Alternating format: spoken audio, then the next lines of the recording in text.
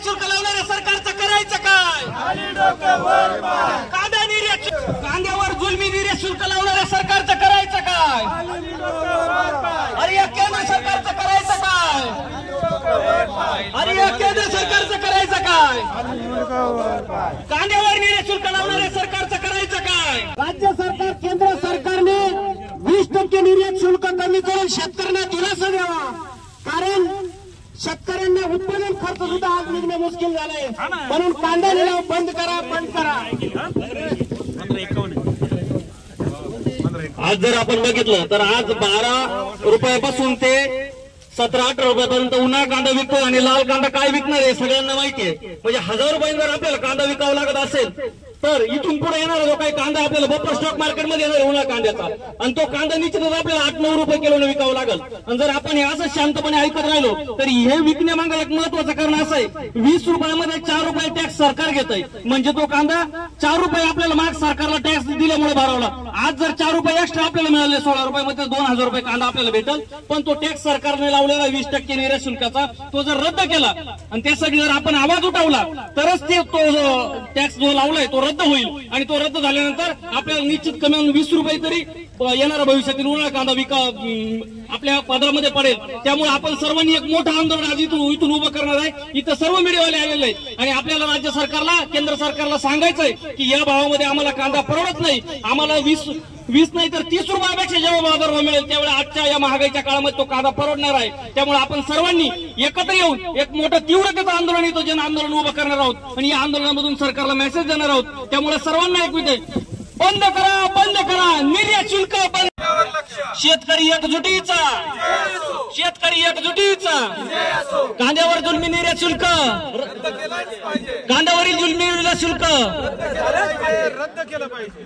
शेतकरी एकजुटीचा, शेतकरी एकजुटीचा. कांद्यावरील जुलमी निर्यात शुल्क रद्द, कांद्यावरील जुलमी निर्यात शुल्क रद्द. शेतकरी एकजुटीचा. का आपला मेसेज जावा सर्वांपर्यंत, तर आपण सर्वांनी पाण्याच्या टाकीजवळ येऊन खाली बसून घ्या. सगळे वर येऊ नका, पण सगळ्यांनी येऊन पाण्याच्या टाकीजवळ खाली बसून घ्या. शोले स्टाईल आंदोलन करणार आहे का सर्व संघटना आलेल्या आहेत, त्या सर्व का शेतकरी संघटना शोले स्टाईल आंदोलन करताय. जोपर्यंत इथं प्रशासनाचा कोणी अधिकारी येत नाही आणि आपल्याला शब्द देत नाही निर्यात शुल्क रद्द करण्यासंदर्भात, तोपर्यंत हे आंदोलन चालू राहणार आहे. शुल्क, अरे या कांद्यावर निर्यात शुल्क लावणाऱ्या सरकारचं करायचं काय? अरे या कांद्यावर निर्यात शुल्क लावणाऱ्या सरकारचं करायचं काय? खाली डोकं वर पाय, कांद्यावरील निर्यात शुल्क हटवलंच पाहिजे.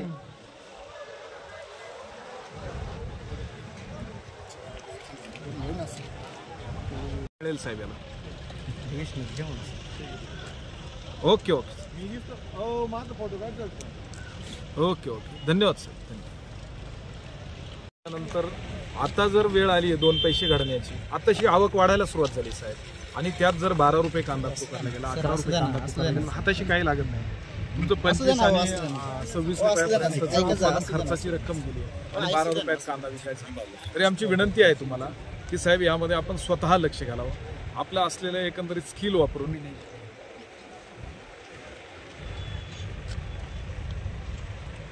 बरं बरं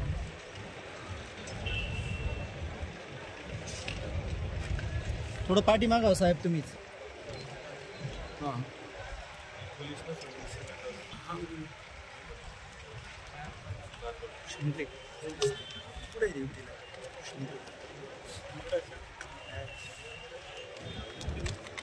हो 100%. आणि खूप धन्यवाद साहेब. आणि अजून एक साहेब, हो आणि ऐका ना साहेब, एक अजून त्याच्यात ॲडिशनल गोष्ट अशी आहे, ज्यावेळेस आता हे बाजार पडतील हे नाफेड आणि NCCF थ्रू खरेदी करतील. ही खरेदी त्यासाठीच निर्यात शुल्क लावलंय का असा प्रश्न आता शेतकऱ्यांच्या मनामध्ये फुनगाट केले. कारण का तर हो, आणि मग त्या कंपन्यांमधनं ही लोक हे 12 रुपयानं 10 रुपयानं कांदा खरेदी करणार आणि नंतर उद्या चालून जेव्हा बाजार वाढतील तेव्हा हे 30, 35, 40 रुपयाने घेणार. नाव मात्र शेतकऱ्याचंच खराब करणार. या पद्धतीने साहेब जर नाफेड NCCF ला खरेदी करायची असेल तर त्यांनी बाजार समित्यांमध्ये थेट खरेदी प्रक्रियेत उतरावं असं सुद्धा तुम्ही मांडा साहेब प्लीज. चालू नाही तो सुद्धा महत्वाचा विषय. त्याच्यासाठीच निर्यात शुल्क लावलंय साहेब वरच्या लोकांनी.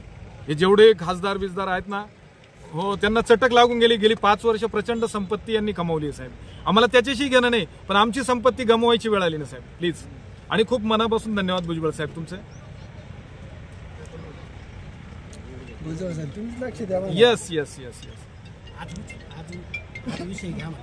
Yes yes yes yes yes हो हो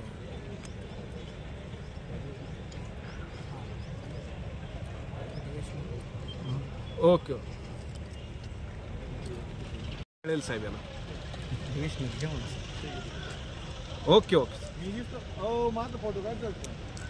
ओके ओके धन्यवाद साहेब.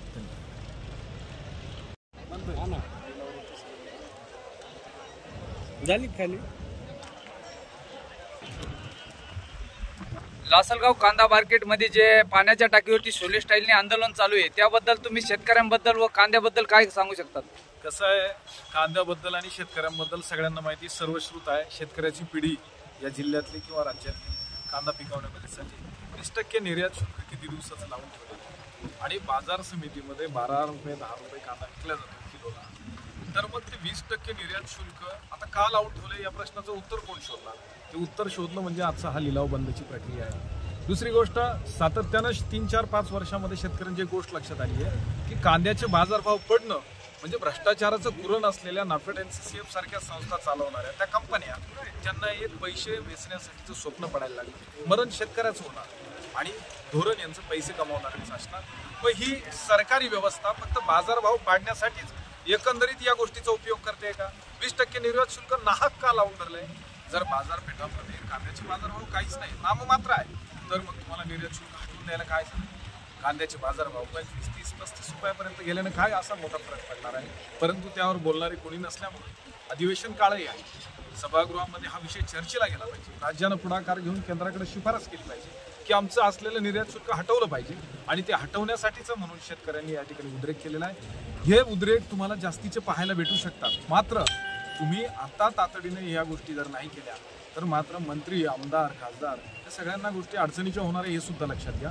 हा आमची एकच मागणी आहे का बुवा 20% निर्यात शुल्क तातडीने हटवावं आणि जर एवढं करू नये तुमचे बाजारभाव तुमच्या कक्षेच्या आत पडले, खाली पडले, तुम्हाला नाफेड लॉन्च करण्याची गरज आहे तर ते बाजारपेठेत, बाजार समितीमध्ये शेतकऱ्याच्या डोळ्यात देखत तो कांदा खरेदी केला गेला पाहिजे. आता ताब्यात चालू आहे 2-4 दिवस उडून